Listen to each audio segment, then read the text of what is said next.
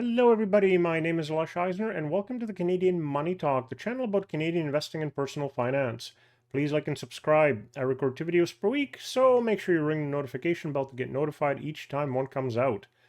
In this video, I'd like to cover some of the methods of payment in Canada and the direction the payments are heading. There's been some controversy and a lot of questions about what is happening, so I wanted to give you my 2 cents worth. In this video, I'll talk about digital currency, digital banking, credit cards, and cash, and look at some of the payment types we're using in Canada or could be using.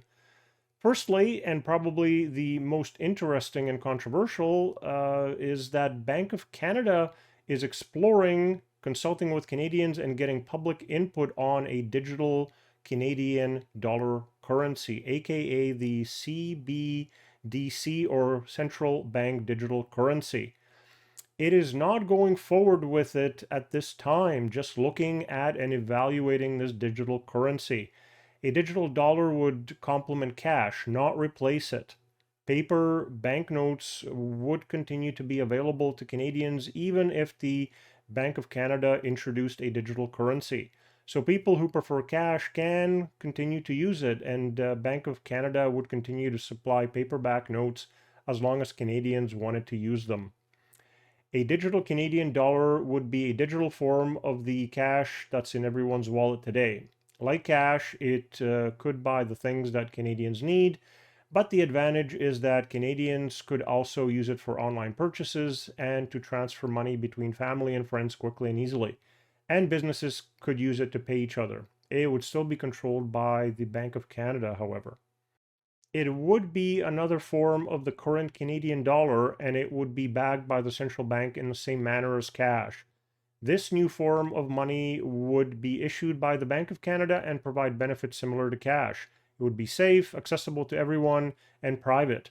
One of the roles of the Bank of Canada is ensuring Canadians always have an official, safe, and stable digital payment option in the Canadian dollar. Anyone can use cash today, including people who don't have a bank account, a credit score, or an official identification document. However, people tend to use cash less often these days. Most payments are already digital, such as using debit or credit cards, transferring money between accounts and people, and paying bills online. If this trend continues, there may come a time when cash is not widely accepted in day-to-day transactions, which could exclude many Canadians from the economy. Having a digital form of cash would be inclusive. The Bank of Canada doesn't see a need for a digital dollar right now, but Canada may need one in the future, so the BOC is getting ready. It is ultimately a parliamentary and a Government of Canada decision whether to go ahead with a digital dollar. It would allow rapid, low-cost, 24/7 payments and transfers, allow faster cross-border payments, especially with countries that have limited traditional banking infrastructure today, and allow Canadians easier access to legal tender. There would likely still be fees for transactions, though. Whether the blockchain technology would be the underlying technology is yet to be determined, but there is no particular reason for a blockchain to be used. The use of blockchain does not make the CBDC a cryptocurrency, because this digital currency would be backed by the Canadian government and the central bank and not be a private crypto asset like Bitcoin. It has already been confirmed, in fact, that the CBDC will not be a cryptocurrency. If you'd like to let your voice be heard about this topic, there is a survey on the Bank of Canada website regarding your feelings on digital currency. Takes about 10 to 15 minutes. Turning to a second but related topic, this is something that I ran into in the March of 2023. The TD Bank put out a new digital banking agreement, which is really just an online banking agreement as far as I could tell. We've been banking online for 20 years, but fear-mongering rumors on TikTok, along with the bank failures in the US and TD about to buy one US bank and owning a significant piece of a second US bank, caused problems for TD. The rumors were about a, quote, bank digital currency, end quote, which the agreement actually didn't mention at all. Even the Bank of Canada isn't going to make you stop using cash, let alone the TD Bank making you stop using cash. But people still started pulling money from TD because there was fear that the bank was failing and that it was going to make you use their digital currency all at the same time. It's amazing what havoc and fear a conspiracy theorist in a tinfoil hat with a social media account can create.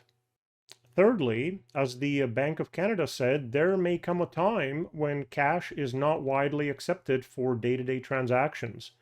That was another complaint I ran into, that there's stores that don't accept cash because it requires a cash register, two people to be present when locking up and cashing out, and it is a security risk in general of theft and robbery.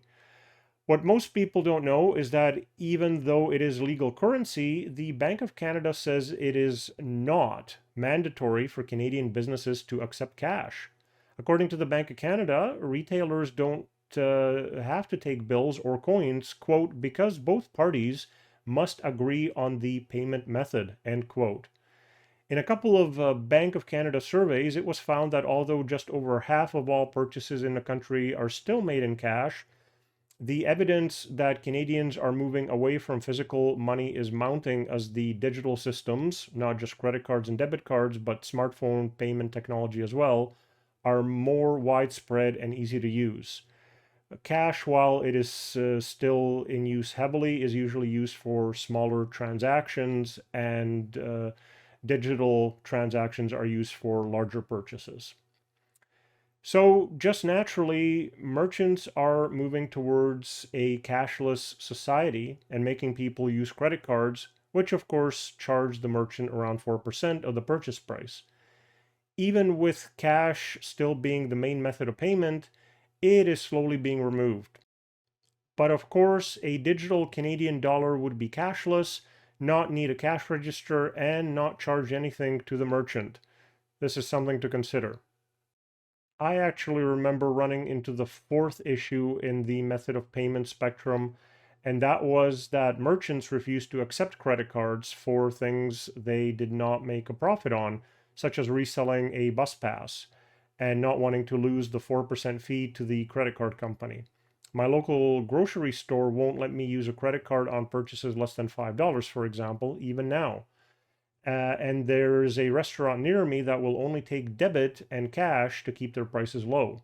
A lot of people want to use credit cards because they want the points or cash back.